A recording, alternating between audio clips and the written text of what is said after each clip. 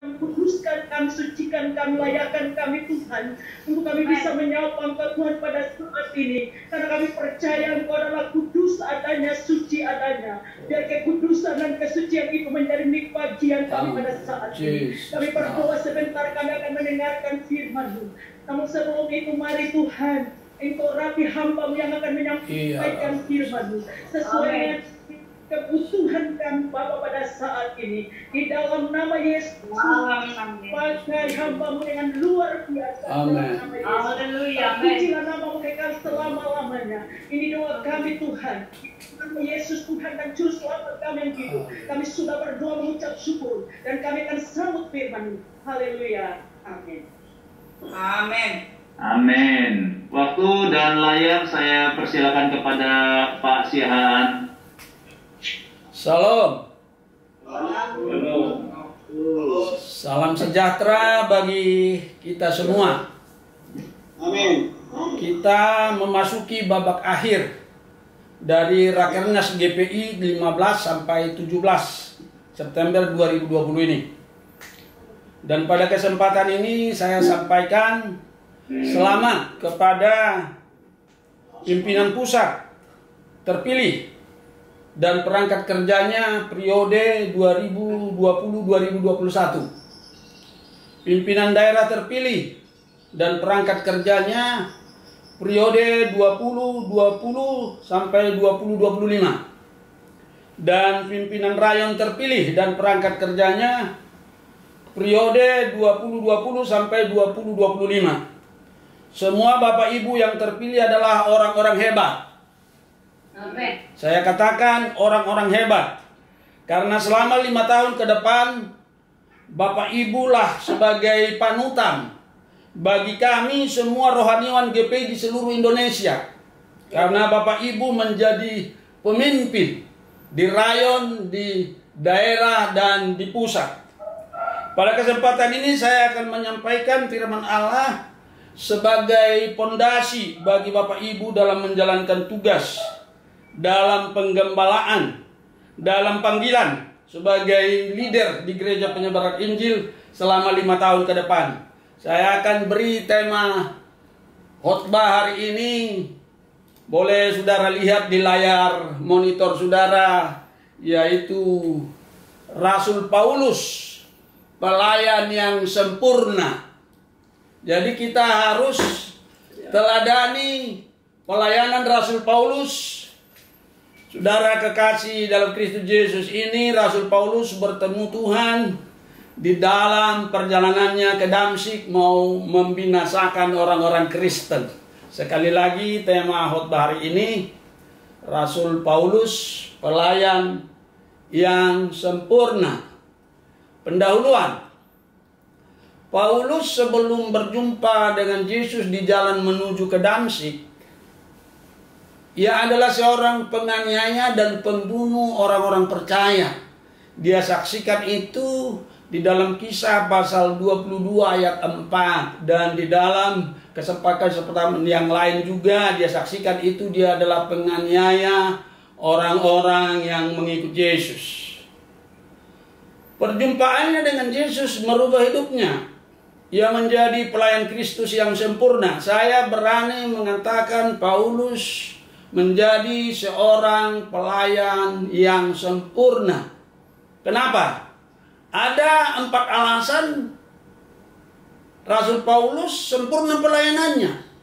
Dan ini perlu kita teladani Bapak Ibu kekasih dalam Kristus Yesus. 4 alasan Rasul Paulus sempurna pelayanannya. Yang pertama, ia mengikuti teladan Kristus.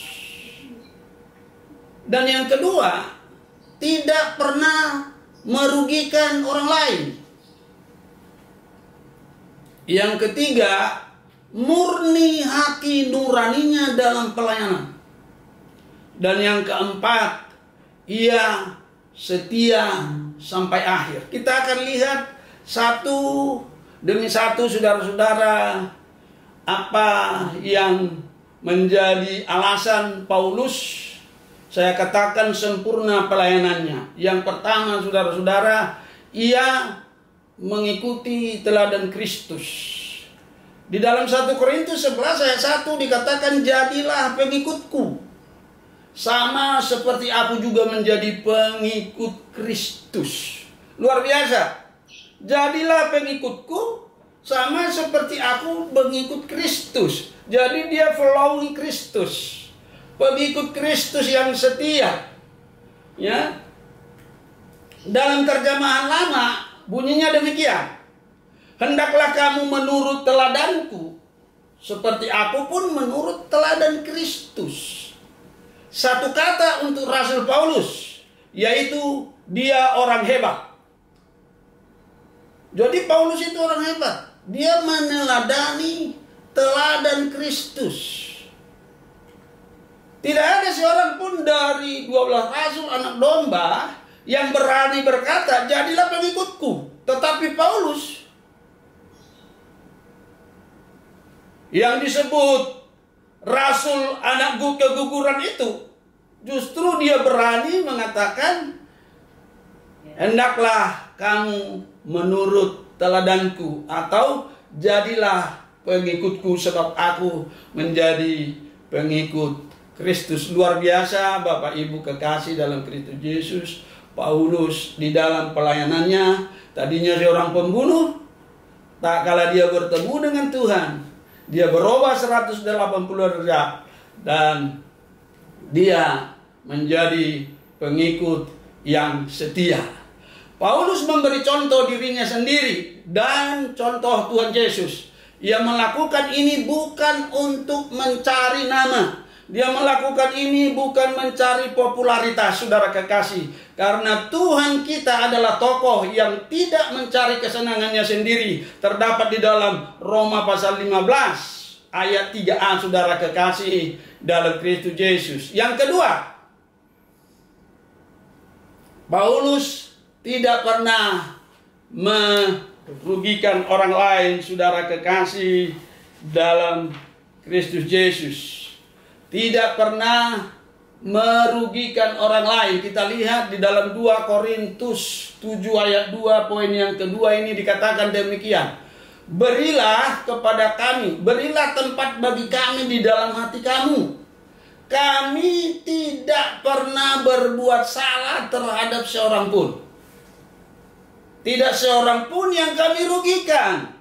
Dan tidak dari seorang pun kami mencari untung. Oh, luar biasa, dahsyat saudara kekasih dalam Kristus Yesus. Dikatakan, perhatikan apa yang Paulus katakan dalam pelayanannya. Yang pertama, tidak pernah berbuat salah terhadap orang lain. Terkadang kita banyak menyakiti sesama hamba Tuhan. Terkadang kita banyak juga menyakiti yaitu jemaat. Terkadang kita bisa menyakiti lingkungan tetangga kita sebagai hamba Tuhan. Tetapi sejak kita dengar hari ini, mari kita mulai belajar dari Rasul Paulus. Karena dia di dalam poin pertama mengatakan, ikutlah teladanku. Mari kita belajar mengikuti teladan dari Rasul Paulus. Amin. Yang kedua, saudara kekasih, dia dikatakan tidak pernah merugikan orang lain. Wow, dahsyat. Saya pikir seperti apa beliau ini, saudara kekasih dalam Kristus Yesus. Dia berani berkata, saya tidak pernah merugikan orang lain. Dan yang ketiga, tidak pernah mencari keuntungan dari siapapun. Jadi dia menjadi pemberita Injil, mendapat upah dari Injil itu sendiri, saudara kekasih dalam Kristus Yesus. Bandingkan di dalam 2 Korintus 2 ayat 17a dikatakan, sebab kami tidak sama dengan banyak orang lain mencari keuntungan dari firman Allah. Pada masa itu saudara-saudara, banyak hamba-hamba Tuhan mencari keuntungan dari pemberitaan Injil. Tetapi Paulus katakan, kami tidak sama dengan orang-orang lain yang mencari keuntungan dari firman Allah. Injil tidak dijadikan sebagai alat untuk memperkaya diri. Luar biasa.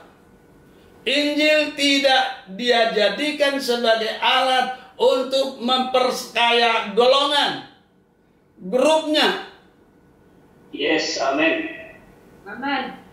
Kemudian tidak materialistis. Karena dia katakan, aku tidak pernah merampok sesuatu pun dari jemaat. Aku bekerja dengan tanganku sendiri sebagai pembuat tenda, saudara kekasih dalam Kristus Yesus. Hal-hal materi tidak menjadi prioritas dalam pelayanan Paulus, karena memang dia adalah pelayan yang sempurna, Bapak Ibu kekasih dalam Kristus Yesus. Yang ketiga kita lihat, murni hati nuraninya. Wow, katakan wow. Wow, murni hati nuraninya. Kisah 23 ayat 1 dikatakan demikian. Sambil menatap anggota mahkamah agama, Paulus berkata, hai saudara-saudaraku, sampai kepada hari ini, saya ulangi, sampai kepada hari ini, aku tetap hidup dengan hati nurani yang murni di hadapan Allah. Paulus mengawali pembelaannya di hadapan Sanhedrin dengan mengaku bahwa ia bertindak dengan hati nurani yang murni di hadapan Allah. Artinya, hatinya bening. Hatinya bening. Saya bayangkan seperti apa hatinya Paulus itu. Hatinya Paulus itu bening seperti lautan kaca yang ada bagaikan kristal di dalam Wahyu pasal 4 ayat 6 itu. Lautan kaca di tahta Allah. Seperti itulah beningnya hati Paulus di dalam melayani pekerjaan Tuhan. Walaupun dia banyak masalah, banyak persoalan, banyak pergumulan, dan banyak tantangan, baik dari non-Yahudi, teristimewa dari orang Yahudi. Hatinya bening. Hatinya pure. Hatinya murni, saudara kekasih dalam Kristus Yesus. Bandingkan 2 Korintus pasal 2 ayat 17b dikatakan demikian. Sebaliknya, dalam Kristus kami berbicara sebagai mestinya dengan maksud murni. Maksud murni atas perintah Allah dan di hadapannya. Jadi sungguh luar biasa. Hatinya bening, hatinya putih, seperti salju, saudara-saudara kekasih dalam Kristus Yesus. Murni hatinya, bening hatinya, seperti lautan kaca. Saya ulangi, seperti lautan kaca, yaitu di Wahyu pasal yaitu 4 ayat 6 itu bagaikan kristal, saudara kekasih. Hablur di dalam terjemahan lama dikatakan, Bapak Ibu kekasih dalam Kristus Yesus. Hatinya putih, hatinya bening, saudara kekasih dalam Kristus Yesus. Yang terakhir, setia sampai akhir. Nah ini saudara-saudara, banyak di antara kita yang tidak setia sampai akhir saat menghadapi masalah, menghadapi persoalan. Banyak kita meninggalkan pelayanan. Tetapi mari kita belajar dari Paulus, di mana dia setia sampai akhir, Bapak Ibu kekasih dalam Kristus Yesus. Di dalam 2 Timotius 4 ayat yang ke-7, aku telah mengakhiri pertandingan yang baik. Ada warna merah di situ, mengakhiri pertandingan yang baik. Aku telah mencapai garis akhir dan aku telah memelihara iman. Wow, dahsyat saudara kekasih. Paulus melaksanakan tugasnya sampai garis finish. Artinya Rasul Paulus tenang dalam menghadapi kematiannya. Sebab di dalam ayat 6 pasal 7 2 Timotius itu dia katakan, yaitu darahku sudah mulai tercurah. Jadi dia begitu tenang menghadapi akhir hidupnya, di dalam pelayanannya, di dalam panggilannya. Bapak Ibu yang kami kasih, luar biasa Paulus, saudara-saudara, ya. Telah di sana dikatakan telah mencapai garis akhir. Apa yang dimaksud dengan mencapai garis akhir? Saudara-saudara, sampai ke garis finish. Finish. Halo? Amin.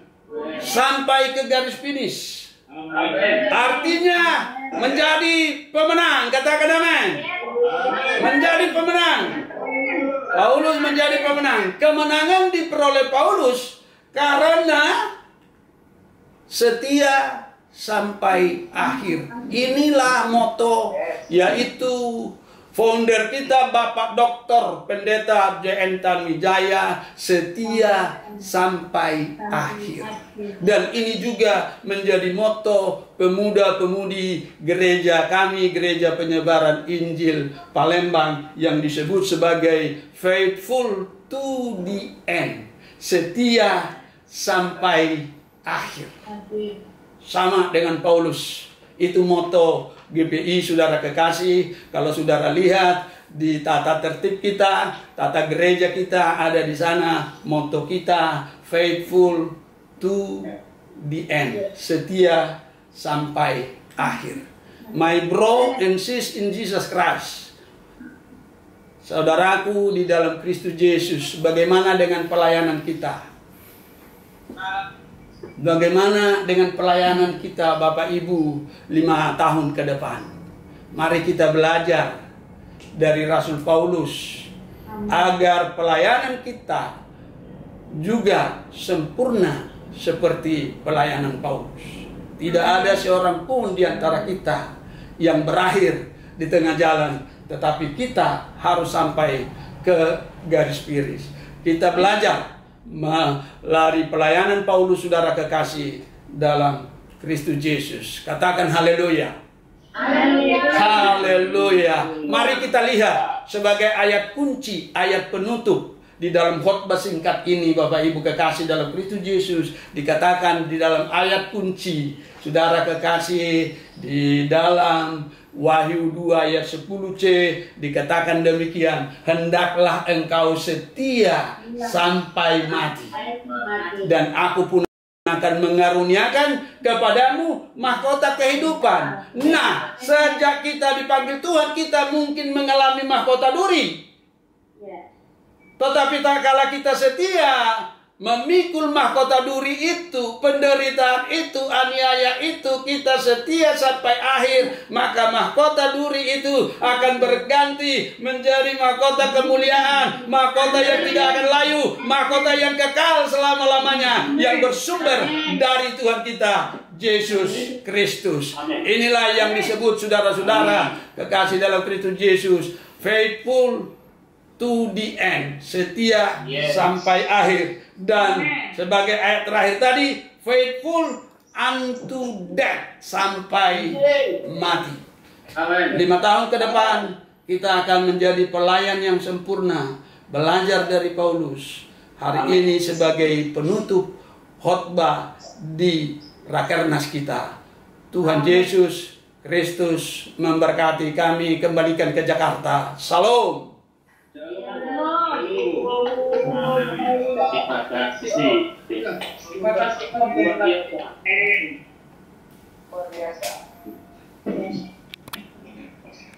Mari kita satu dalam doa. Terima kasih Bapa yang baik, kami bersyukur kepadamu kalau kami telah menyelesaikan rapat kerja nasional GPI dimulai tanggal 15 kemarin dan sampai tanggal 17 ini. Telah banyak yang kami dengarkan dari rapat ini Tuhan, dan kami bersyukur kalau Tuhan menyertai kami dari awal sampai berakhirnya Rakernas ini. Kebenaran firman-Mu yang sudah hamba-Mu sampaikan akan memotivasi kami untuk kami belajar rendah hati, belajar yaitu bersabar, belajar yaitu di dalam segala hal, di dalam pelayanan kami 5 tahun ke depan Tuhan. Hamba-Mu berdoa untuk seluruh yaitu pengurus yang baru mulai pimpus daerah dan rayon yang terpilih 5 tahun ke depan Tuhan. Tuhan memberkati pelayanan mereka. Karena kami tahu Tuhan, dari merekalah kami akan mendapatkan pengajaran, dari merekalah kami akan mendapatkan arahan selama 5 tahun ke depan. Terpujilah Tuhan kekal selama-lamanya. Semua yang hadir mengikuti rapat Rakernas ini Tuhan memberkati berlimpah-limpah. Dalam nama Tuhan Yesus kami sudah berdoa dan mengucap syukur. Amin. Amin. Terima kasih doanya, Pak. Terima kasih. Ya.